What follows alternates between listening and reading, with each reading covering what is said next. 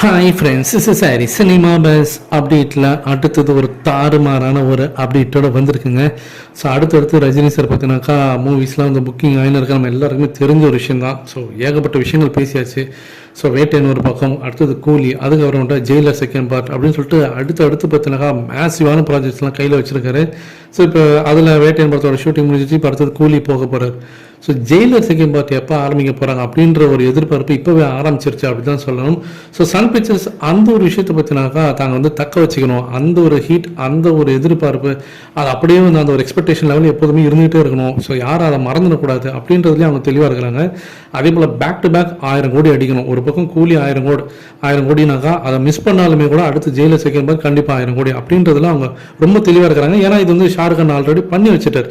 So Hindi மார்க்கெட்டில் அவர் பண்ணிட்டார். போன வருஷம் பார்த்தினாக்கா ஜனவரி மாதம் 10 1000 கோடி, போன வருஷம் அதே போல் மீண்டும் ஜவானு 1000 கோடி. ஸோ ஒரே வருஷத்தில் 2 படங்கள் பேக் டு பேக், அதுவும் ஒரே ஹீரோ 1000 கோடி கொடுக்க முடியும் இந்த இந்தியன் பாக்ஸ் ஆஃபீஸில் அப்படின்றத அவர் நிரூபித்து காட்டிட்டார். ஸோ அதையும் நம்ம ரஜினி சார் வச்சு பண்ண முடியாது. ஸோ கண்டிப்பாக பண்ணலாமே அப்படின்றதுனால தான் இப்போ 2 ப்ராஜெக்ட்ஸ் ரொம்ப பெருசாக வந்து எடுக்கிறாங்க. இதில் முக்கியமான விஷயம்னாக்கா சமீபத்தில் நெல்சன் அவர்களே வந்து ஒரு மேடையில் சொல்லிட்டு போகிற விழா மேடையில், நான் வந்து அடுத்த படத்தை பற்றி எந்த ஒரு விஷயத்தை நான் அனௌன்ஸ்மெண்ட் பண்ணால் சரியாக இருக்காது, அது வந்து அந்த ப்ரொடக்ஷன் ஹவுஸ் கண்டிப்பாக உரிய நேரத்தில் சொல்லுவாங்க, மேக்ஸிமம் 2 to 3 monthsக்குள்ளே வந்துடும் அப்படின்றத அவர் போன மாதமே ஒரு விழா மேடையில் சொல்லிட்டார். ஐ திங்க் விகடன் அவார்ட்ஸ்ன்னு நினைக்கிறேன், கரெக்டாக தெரில. ஸோ அவர் சொன்ன மாதிரி கணக்குப்படி வச்சு பார்க்கும்போது மே, ஜூன், ஜூலை அப்படின்னு தான் இருக்குது. ஸோ இப்போ லேட்டஸ்டான அப்டேட் என்ன வந்துன்னாக்கா, ஆகஸ்ட் மாதம் ஜெயிலர் ரிலீஸ் ஆனால் அதே தேதியில், ஆகஸ்ட் 10ஆம் தேதியும் 9ஆம் தேதியும் படம் ரிலீஸ் ஆச்சு இல்லையா?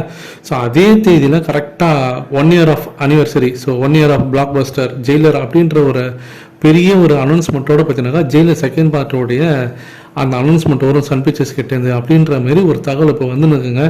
கண்டிப்பாக ஒரு பெரிய ஒரு விஷயம் நடக்க போகுது அப்படி தான் சொல்லணும்.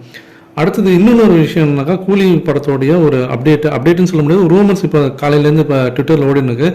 அமேசான் பிரைம் வந்து கூலி படத்தோடைய அந்த ஸ்ட்ரீமிங் ரைட்ஸை வாங்கிட்டாங்க, பெரிய தொகை கொடுத்து வாங்கியிருக்காங்க. இது வரைக்கும் தமிழ் சினிமாவில் யாரும் கொடுக்காத ஒரு தொகையை கொடுத்து இந்த படத்தை வாங்கியிருக்காங்க அப்படின்ற மாதிரி அப்டேட் வந்து எனக்கு உண்மையாக இல்லைன்றதுல நான் செக் பண்ணிட்டு சொல்கிறேன். எந்த அளவுக்கு நீங்கள் எதிர்பார்த்து காத்திருக்கீங்க 2 பேக் டு பேக் படத்துக்காக அப்படின்றத மறக்காமல் கீழே சொல்லுங்கள் ஃப்ரெண்ட்ஸ்.